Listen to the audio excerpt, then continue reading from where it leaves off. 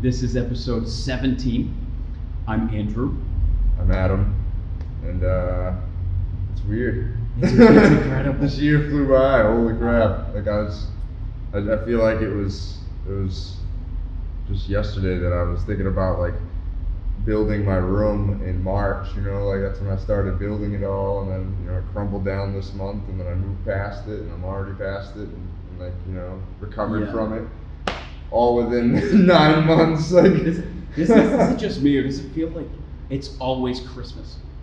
Yeah, kind of. Like we're here again. When we come here, it's like wow, we get to talk about everything we did. I forgot about that. Too. Wow, we got a lot of growth this week, or this month, or this year, this quarter. Yeah, year.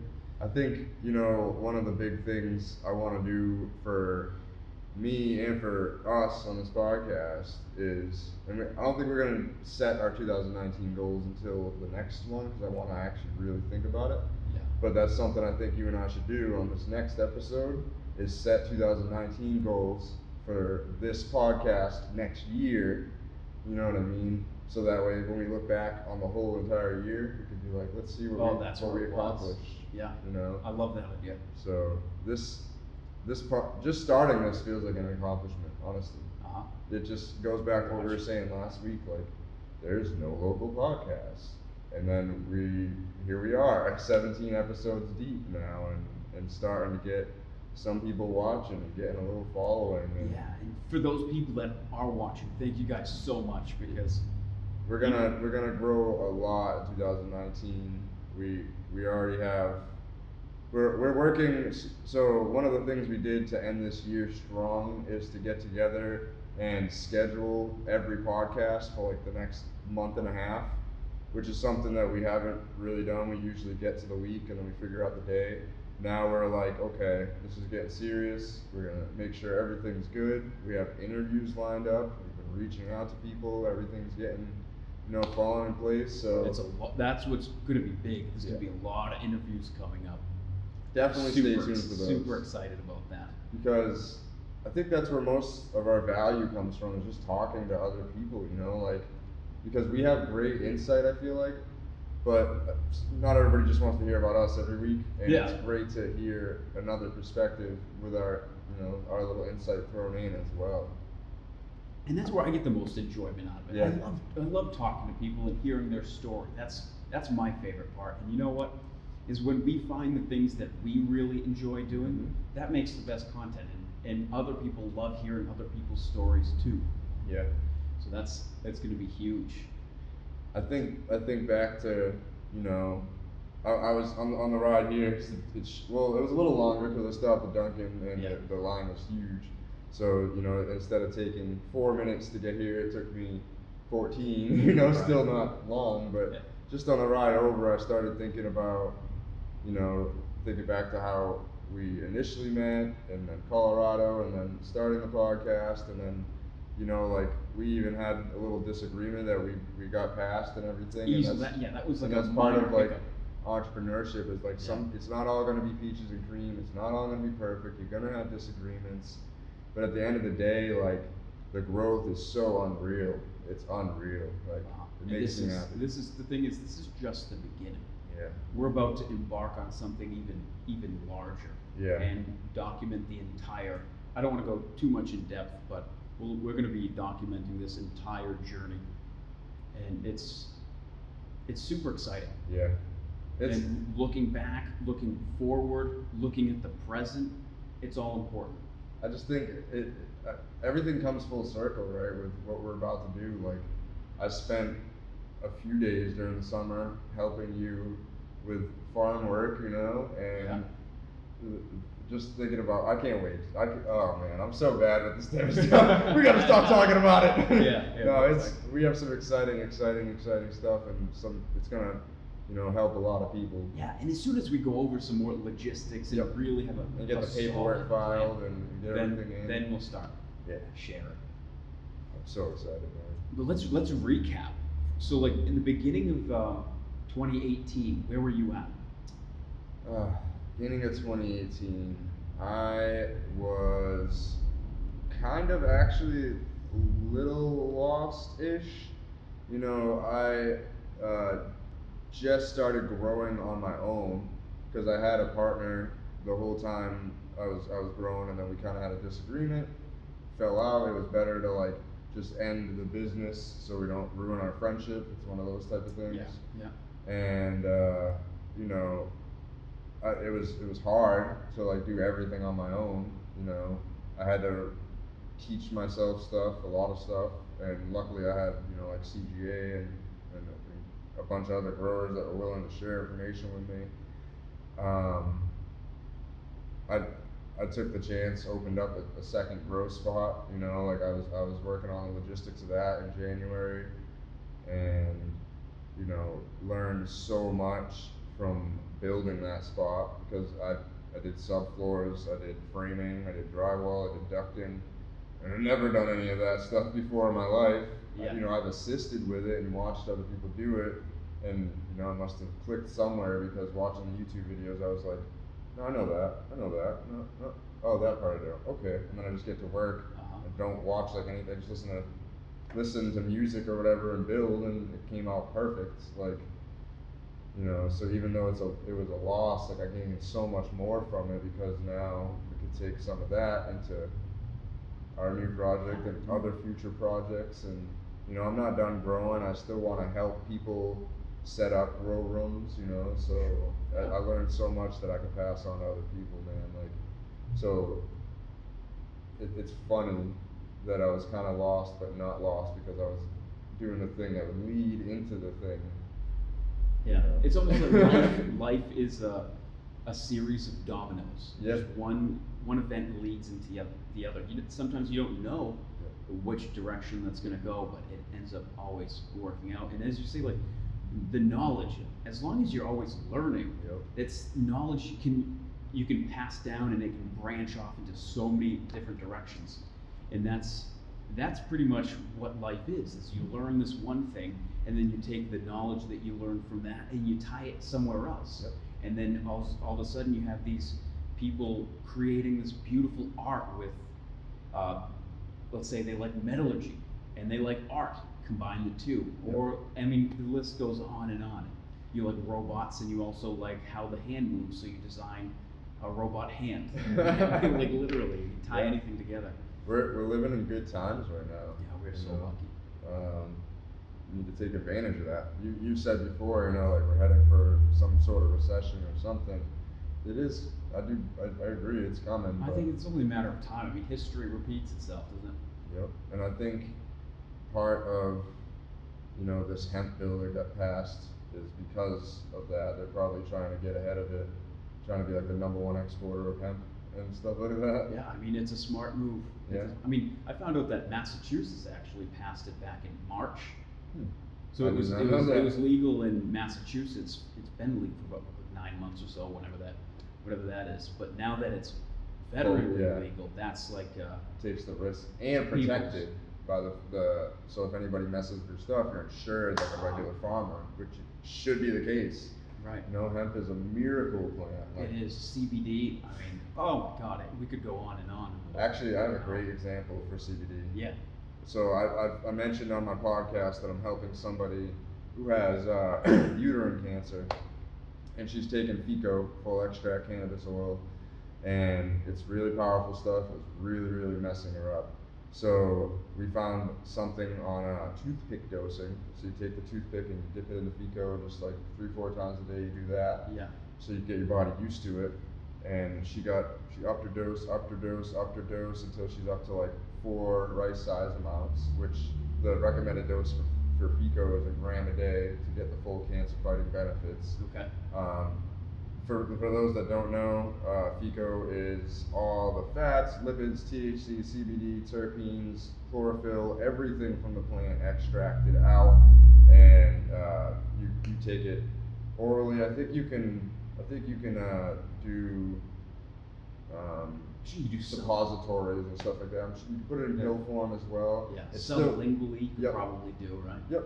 Yeah, so I say that to say, if you have somebody that's taking it, this story is going to help them too. That's why I'm kind of telling it.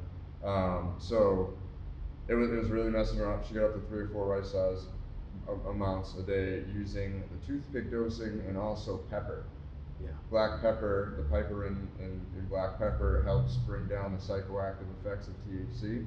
So you can take it without feeling like you're all messed up. Like there was points where she said her eyes wouldn't focus and like just really messed up. Obviously it's not gonna hurt you, but it's scary. Luckily she's a very smart woman. It can make you feel uncomfortable. Yeah. The other thing that really helps bring down the psychoactive effects of THC is CBD. Mm-hmm. So I mixed her up a bottle of full spectrum CBD. Has obviously trace amounts of THC, which has benefits because it helps kind of direct with the CBD and the CBDA, CBDG, CBN. I think there was like 6 cannabinoids in there. Yeah. Full spectrum, you know. I gave that to her. She said that she was able to up her dose immediately. When she starts feeling like it's too much, she takes a dropper full of CBD. Within 10 minutes, gone.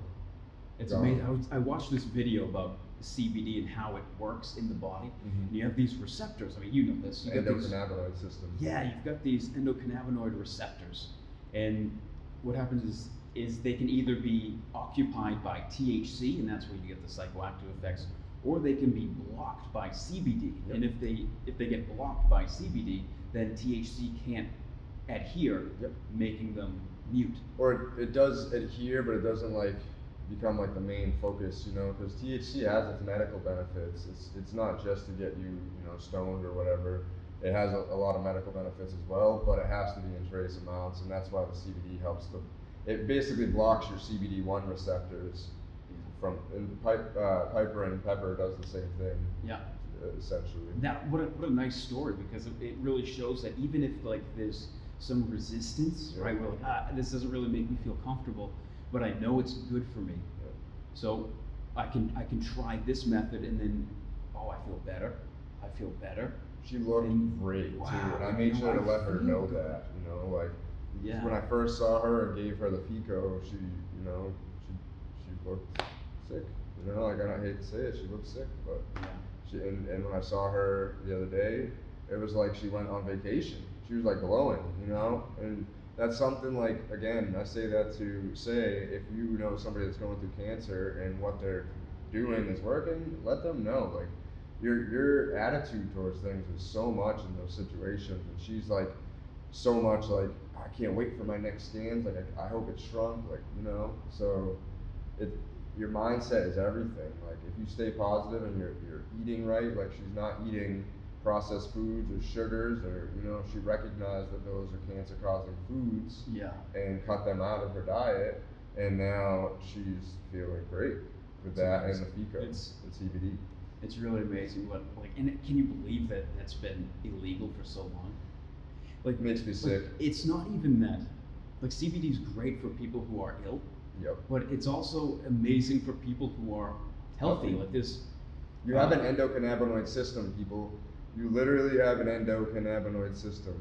Cannabinoids are what is in cannabis. Hello? It's just as important as the central nervous system. Literally just as important. And we're not taught about it, and a lot of doctors are not even taught about it. Right. The thing with why exercise is healthy, why eating good natural foods is healthy, is because it naturally brings down inflammation. Now, what you can do with CBD is CBD has been proven, obviously you know this, but it's been proven to bring down inflammation as well. Yep. So people are using CBD daily, and it's bringing down their inflammation, and they're not even changing their diet. That's one thing, changing your diet and exercising. That's absolutely perfect. You should definitely do that. But they're getting the same benefits without it. It's really an incredible thing. My fiance is ready to have a baby any day now, and she takes CBD daily. I make her take it. Like, you need to stay on top of it. When she doesn't, she feels more pains and stuff, because it does. It helps with inflammation. It helps with pain. It helps with anxiety. It helps. There's literally, I can't think of anything it doesn't help with. I can't and one of the things I'm working on is creating a CBD that specifically tackles with a specific blend of cannabinoids and terpenes. I want to create different formulas to essentially have one that's helps with taking Pico, have one that's you know, helps with depression and bipolar, have one that helps with anxiety, have one that helps, you know, because there are different supplements and terpenes and everything that you can add to it that can make it, you know, the CBD fights it, but then you could kind of like keep fighting it in the direction that you want it to go. Like, you know, adding B12 is great for any kind of, you know, depression, bipolar, anxiety, stuff like that. Of course. So just different combinations like that. I want to be able to come out with like 10 different formulas that are for like major issues that people have and put it out there. You know, That's amazing. Working on a lot. It's always the thing. That's why everything, like when all this happened with us, the conversation the other day, and like everything that's rolling, I'm just like, holy crap. Sometimes life is kind of like two cogs, right? It just fits in you. You're just like, one thing leads into the other. I'm like, wow, this is like almost like it was meant to happen. Yeah. And it's really nice because what do people say? Like opportunity is like it happens all the time, but it's just preparing yourself to see it. Yeah. And if you prepare yourself to find opportunity, you'll prepare yourself to take that opportunity and turn it into something. Whereas some people say, oh, 2018 was a really shitty year. Yep. I had no opportunities. It just didn't go well. I can't really say that I did anything. Oh, it's snowing outside. Is and it? Yeah, Oh, wow. it's beautiful. And at the end of the day, maybe I can't speak for everybody, but maybe it's just that they didn't see the opportunities. Or maybe it wasn't as bad as you thought it was. Maybe. You know, like I feel like people as a whole just like to, you know, be negative about stuff. Like maybe a lot of bad stuff happened in 2018. That's true. But find the 2 or 3 good things that happen and focus on that. You can either focus your energy on the bad stuff that happens, or you can focus it on the good stuff that happens. Do you have to recognize the bad stuff? Yeah, you can't, you know, not figure out what's bad, you know, to get past it, but you can't stay focused on that. It's like meditation that you bring up. Think of the thought, move on.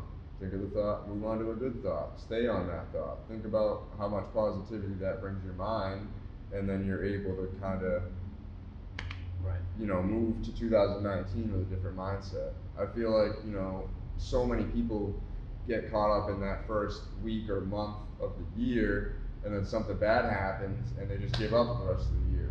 Right. When it shouldn't be that way, you know, like hard things are what makes your year even better, because then you push past it and you're like, remember that hard thing? Like, that was easy. Yeah, compared to the hard thing that I'm dealing with now. Sounds like every hard challenge that you end up facing, it prepares you for the next challenge, because there'll never be no challenges, and that's boring. Yeah. You don't want to have like a simple, easy heaven type of life, because then what is there to look forward to?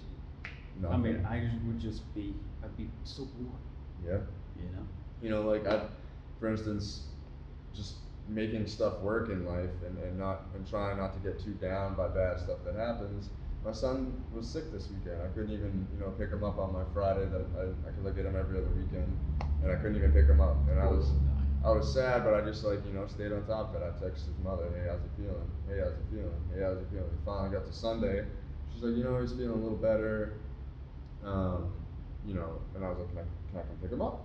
Like, yeah. So, you know, I figured out how to still fit in my work and still take care of my sick kid, you know what I mean? Yeah. Instead of like feeling bad for myself or complaining or looking at just like, oh man, I only get a day with him, damn it. Like, I made the most of it.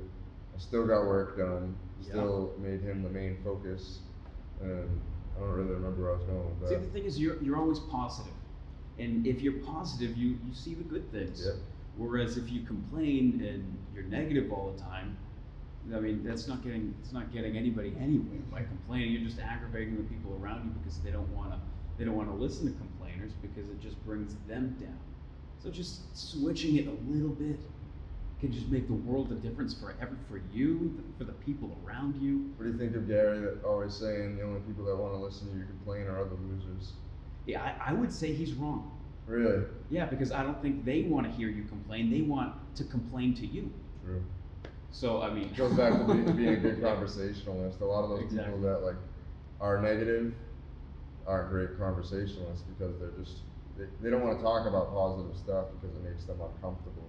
You know, seeing other people doing good because they're in such a negative mind frame can sometimes like trigger them, you know what I mean, and make them upset, and then just start talking about themselves and not listening to anything you're saying. Or Yeah. I remember being like that. Like I had a very hard life growing up, you know, and I carried that into early adulthood, where I was just really negative all the time towards everything. Literally, like I was such a cynical, negative person all the time, and you know, moving to other states and having people tell me that, because I feel like Massachusetts, there's a lot of like negativity here. Everybody's like go go go go go go. It's easy to like just kind of blend in, but when you move to somewhere like Wyoming where it's completely slow and you're still being kind of an asshole, Yeah. you get called out on it, you know. And it's something I've really learned how to switch my mindset. And ever since I learned how to switch my mindset from thinking about everything negatively to switching to like, I think about the negative, but then move on and force myself to think about the positive, no matter how hard it is. Like I'm literally like in my mind saying the positive while the negative's like screaming from behind, and I'm just like, nope. Because that's what the mind is. You've got a positive side and a negative side, like a battery, and you constantly need to mute the bad so that you can really focus on the good. It takes work. I mean, it's really hard. To think back where you kind of said that, like I used to be negative. Like I can totally relate because I was too. I think it has a lot to do with where we are geographically, right? Massachusetts, Rhode Island, Connecticut, New York, New Jersey. Like we are really negative. And yeah, I mean, you can go to Wyoming, like you said, or Utah and Colorado. You can see like, wow, these people are super nice compared to us. I didn't think I was mean. Yep. And then people say like, you're an asshole, and then people from here will say, thank you. Mm-hmm. Like masshole. People are proud of that. Yeah. And it's just something that I guess we can be thankful for the internet. Yeah. Because the internet has kind of showed us like, hey, listen, there's other people on this other side of the world that are actually really nice. You don't have to be negative, because this is all that we've ever known, is like people being negative. So I mean, I think this is going to be a thing of the past. I think masshole, one day you'll look at it and be like, get out of here, dude. Like that's an insult. Yeah, I feel like, you know, empathy is really going to take over everything. Like being kind to people is starting to be more of a trend. It's a great trend, you know. Yeah, it's amazing. Hopefully it stays that way. It seems like people are trying to be kinder to each other and have more empathy. I do think, you know, sometimes there's a line, you know, sometimes there's too much, like you get stepped on. Yeah, you can't be like too overly kind and get walked all over, but you have to have empathy for people, and stuff happens. You know, like. The thing is with empathy is they did some studies on some like chimpanzees, and they found that the strongest of the chimpanzees weren't necessarily the leader. It wasn't really physical, because even in those small tribes, the two chimps could gang up together and defeat the stronger one. And they found that the leaders were loved by everyone, and they showed compassion. Like they hugged babies and they held on to babies and stuff like that, and they really showed empathy towards people in their tribe. And that really goes to show you that you don't have to be a Steve Jobs to get respect and be a complete asshole to your employees. Be nice, be empathetic, and that's a true leader. Sometimes I wonder how true that even is, you know, with Steve Jobs. Like, maybe he was hard on his people, like extra hard, but was he like always screaming and yelling at them? I don't know. I don't know him either. You know, like, I never saw him work. I think it's one of those things that kind of spread around that might be a little inflated, probably. Because if Steve Jobs is like so highly revered, and if he was just a complete jerk to everybody all the time, I don't know, man. Yeah, I don't know. I mean, needless to say, he was a brilliant guy. Yeah, brilliant mind. I think it's easy to say that he did not have much empathy. I think everyone can agree on that. Maybe he wasn't a monster. Maybe he was. Yeah, I never know. Unfortunately, we won't get to work with him. Yeah, fortunately. Unfortunately, that's it. Oh. Yeah. So, what do you think your biggest accomplishment this year has been? Or some of your biggest accomplishments? I know you don't like to talk about yourself. I think moving past failing. I mean, I started my own farm. That was a lot of work. It took pretty much all of the money that I had saved up and put into that. I realized that with hard work, you can see results. I mean, I didn't turn profit. Nowhere close did I turn profit. But the thing is, I worked towards it. You know, and that kind of set up for me to do something this upcoming year that might turn a profit. And I'd say my biggest accomplishment is that I learned how to grind it out and to try and to not really have the feeling of failure bog me down. You just move past. You're like, oh, this isn't the end of the world. It's like, that wasn't it. All right, what's next? Next. That's awesome. Something that I realized this year is that I am all over the place. You know, so like I get obsessed with things, and I'll be doing this and that and this and that, and then I'll be tired of doing this, so I'll move to that. But it's always like 5 or 6 projects that I'm working on, and I don't know if it's something that I need to really like sit down and be like, okay, really focus on one, or if I'm doing the right thing and like, okay, just broaden the horizon a little bit and sometimes work on this, sometimes work on that. Maybe it'll take you a hell of a lot longer to make it somewhere, but maybe that's what I personally need in order to be happy, is to have a variety of things. Yeah, and I've noticed that you've got a lot of things going on too. So I'm wondering now if that's just kind of the entrepreneur style, or if that's like the type of style that we live. If more people are like that, do you find yourself like, if you feel like you're an entrepreneur, do you find yourself going down all of these different roads and having these different passions and kind of stepping into this pool, and then, okay, I'm going to do this, I'm going to do this too, now I'm going to do that, okay, I'm going to go back to this? I think it's all about just finding the balance. You know, you have to make some money. You know, if especially if entrepreneurship is your main thing, you have to make money. So you have to figure out, okay, what is going to make me the income to survive? How much time do I have to put into that to make the income that I need to survive? And then from there, you kind of subdivide out, you know, what else do I love doing? Oh, you know, I love hiking, I love photography, I love, you know, farming, I love dogs. You know, you figure out the things that you love to do, and you just try to sprinkle them in there as much as you can. And I've been finding out that doing those little things you love ends up turning into like the best content. That's so true. And I feel like that's when my profile grows the most, is when I'm just like doing more stuff and failing more. Like I remember it was one day on Instagram, I was looking through stories and I saw like 4 or 5 people post a meme that was pretty much the same thing, saying nobody ever posts their failures. Don't pay too much mind to other people's profiles. Nobody's posting their failures. And I literally was, in my mind, I was like, nobody's posting their failures. All right, I guess I'm posting my failures. And I just started doing it, you know, like everything that would just crumble and burn and crash and die, I would, hey, this happened today, but it's cool, I'm moving on. What's some good things that have happened to you? You know, like change it completely at the end. Because, you know, that's one of the things that we both do, is try to make it interactive in there, like ask somebody a question at the end or the beginning. It builds up engagement. Yeah.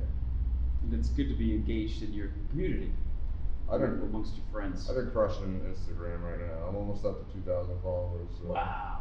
I'm at like 1,850 right now. So I feel like 3 days ago you were at 16. Yeah. That's incredible. Doing a lot of following.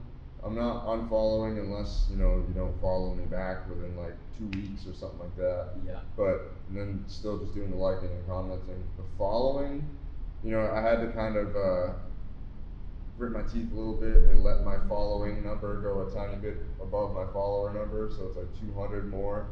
because I'm just following people that I feel like, okay, you're kind of doing something similar to what I'm doing, follow. You're doing something similar to what I'm doing, follow. Like, and so now we're engaging. When they follow me back, I message them and I say, hey, thanks for following me. No ulterior motive to this at all. Just want to say thanks, you know, something like that. And then I'll put like a message at the end, you know, after looking at their profile that, you know, might be inspirational to them. A few people message me back like, do I know you? I'm like, not yet. Like, dude, I love that answer. That's awesome. Like, definitely following you. Like, blah, blah. Like, and those people become more interactive. So that became like a new thing for me, is messaging people that follow back that I could tell aren't bots and stuff like that, you know? Yep. And it's working. That's an excellent tip on how to grow your Instagram. There you go. We're always throwing them out there. I love helping people, man. Yeah, it's the way to go. So do you participate in New Year's resolutions at all? No, I think I'm just gonna set goals this year. I think New Year's resolutions are kind of that, and they stay within the month of January typically. I'd say at least 90% of people fall off from the New Year's resolution by February. Easily, yeah. Easily, especially gym resolutions. You probably know that firsthand. Oh, yeah. Unfortunately, and you know, that's why we created this podcast. Again, we just want to help everybody. Like, don't give up. If it gets hard, that means it's good. That means it's testing you and wants to see if you're really serious about it. And don't quit. See what happens. Right. Spend all of 2019 not quitting and not thinking about the negativity, and come back to us next year and tell us if it didn't make a huge difference in your life, because I guarantee you it will. And that's like big term quitting, right? Yeah. Like if you're doing something that like, okay, I really don't see an end game in this. I don't enjoy it. I really don't like this. Quit that and try something else. But like, don't quit in the long term and go and hide under your blankets. Yeah. And build a blanket fort in your room and just cry. Don't do that. Don't feel bad for yourself. Yeah. Don't do it. You're not gonna grow. You're gonna regress. You're gonna end up depressed. The thing is with New Year's resolutions, I think they're good because it's moving people in the right direction. But like you said, they fail. What I like to do is, I kind of like every month I'll try to do something it's more like self-improvement. Yep. Every single month, so there's really no difference from New Year's resolution than what I've been doing before. It's very similar to setting goals. But I think New Year's resolution, it's a good place to start improving yourself. You know what? Because it's a line in the sand. So like that was the last chapter. Last year is behind me. Here we go. Turn a leaf and start improving. So I wonder, like, for New Year's resolutions, if people set like a resolution every month. So, you know, in the beginning of the year, you're like, okay, for January, I want to accomplish this. For February, I want to accomplish this. For March, I want to, you know, and keep moving on. Yeah. Maybe so that it, you know, you turn that resolution into real goals and real things that happen, you know. Going back to what you said, being all over the place is a good thing, you know. Like, it means your mind's active. It's like, okay, I want to do this, I want to do this, I want to do this. And those little things end up leading into what you're supposed to do, and we're both seeing that right now. And Andy's phone's blowing up. I'm a noob. He's a noob. My phone's on airplane mode and recording, so I got the cheat code. Yeah, like I remember hearing it, so I want to put it on airplane mode, thinking, oh, I'm going to do that too. I didn't. It's no big deal. But it just makes me excited to see what we're going to do in 2019. I'm so excited, dude. Every year, you could look back at 2018 and say, oh, it was an even year, that's why it was bad. But just look at 2019. It's going to be a good year because it's odd. Yeah. Be odd. Be odd, be different, be unique. Yeah. And just crush whatever it is that you want to do and make your goals attainable. All right? So if you're trying to lose weight, don't say, okay, I'm going to lose 20 pounds this month. That's hard, right? It's hard when you do specific numbers for things. You know, like people like, I tell myself I'm going to be a millionaire by 30. Do I think it's gonna happen? Hell yeah. When I get there and if it doesn't happen, I'm gonna be like, okay, let me edit my profile. I'm a millionaire by 35. Like, I'm not that bogged down by the number. You know, it's again going back to the mindset of things. Like, I changed my mindset to think like I want to be rich, and things are falling in place to make that happen. Because, like, going back to my why, I don't want to be rich just to be rich. I want to be rich to help everybody. I want to give my friends good paying jobs and my family good paying jobs with benefits and everything, and not stress them. Like, you know, a family business, a real family business, you know, change my whole course of history. I'll always go back to that why. The thing is, you want to be happy. You want to be getting paid to do something that you really love to do, and I think that's, at the end of the day, financial stability is really the key in life. If you can do that, then... Growing up, there was a lot of negativity around money, you know. It was never something that was talked about positively, and that really messed with my brain a lot growing up and becoming an adult, becoming a man, until I realized that it had no power if I just thought about money in a good way. One of my good friends, Antonio, told me last year, maybe the year before, he just said, Adam, money is energy. And I was like, wow, you're right. Money is energy. And if you put good energy towards something, you'll get good results. Wow. Guess I'll put good energy towards money. Yeah. And then it's like, you know, I used to spend every second of every day stressing about money. Even now, when I'm in stressful money situations, I'm not really stressed about it. It's there, because again, you have to recognize that it's a problem and come up with a solution. But you don't have to live in the problem. Right, again, because that goes back to, it's not helping you by just boiling in your sorrow. I put out a post the other day that said, I'm okay with talking to you about your problems as long as we can also talk about solutions. Yeah. You know, you have to have those tough conversations with people. You're not going to grow as a person, you know, if you're really good friends with someone and they're doing something that's really hurting them and bringing their life down, and you're not telling them, you're not being a good friend, you know, like, or if your family member's doing that, you need to, like, have tough conversations with people, because sometimes the self-awareness isn't there, and the way to self-awareness is just to kind of, like, let them know. And they're going to be mad at first. They're going to be angry at first because you're doing something that they don't do to themselves, you know. Right. But they're going to grow, and self-awareness is one of the biggest things I learned in 2018. Like, you know, I'm flawed. I'm very flawed, but it's okay to be flawed.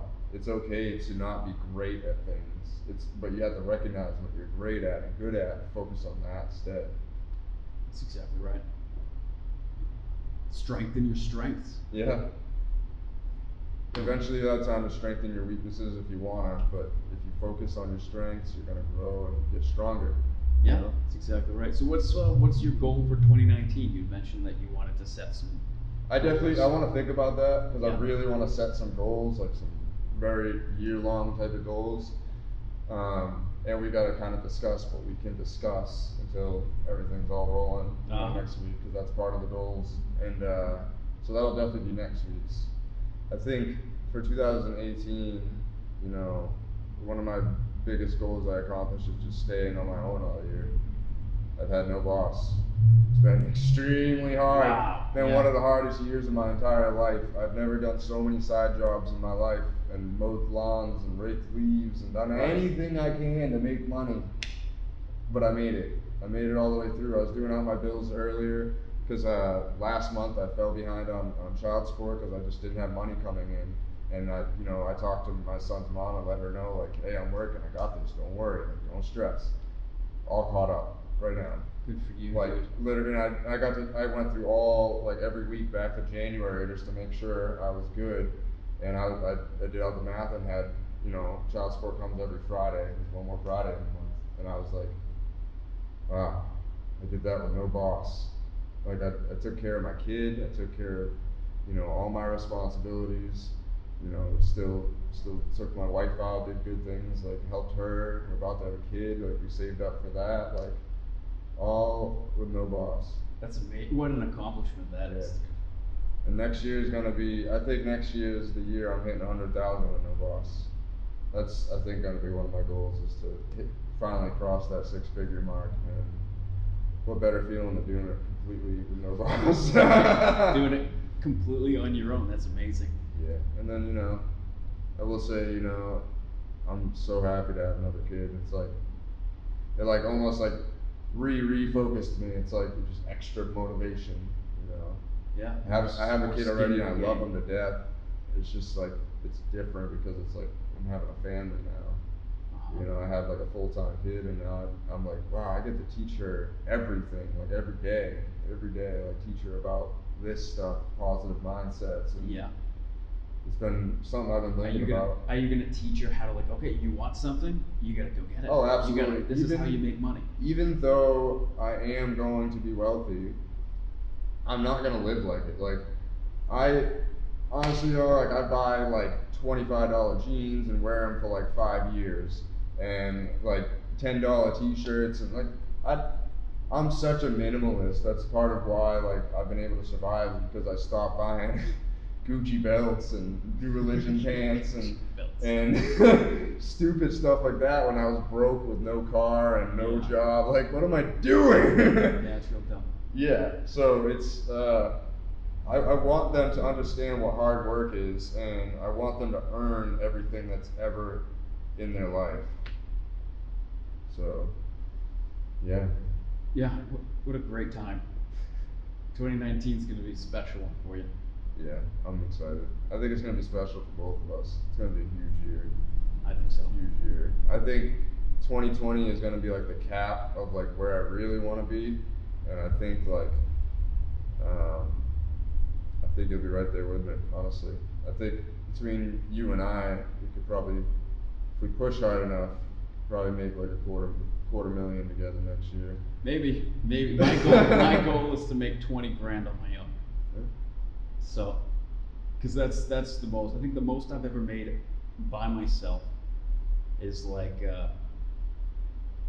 maybe 7 grand in a year. But that's like 7 grand more than I'd ever done before. Yep. So this year for 2019, the goal is 20 grand. If I do more than that, it's just like icing on the muffin. You definitely got that. We got that all day. We'll see. You know what? That hopefully we're sitting here again, because Christmas will be here again before we know it, and we'll be like, dude, wow. Next year I'll be able to bring a gift to you. Here you go, man. Merry Christmas. Right, we're not. We can actually afford something. But it's been an honor, my friend. 2019 Likewise. is gonna be amazing. Here we go. And again, thank you all for watching so much. Make sure you subscribe, like our pages, follow us. It's A for Entrepreneurs Everything. We really appreciate y'all. And again, huge thank you to Anchor for getting us started on our podcast and now sponsoring us. So, Merry Christmas. Merry Christmas. Thanks again. Happy holidays. Happy Hanukkah. Happy Kwanzaa. Whatever you celebrate. We love you guys. Peace.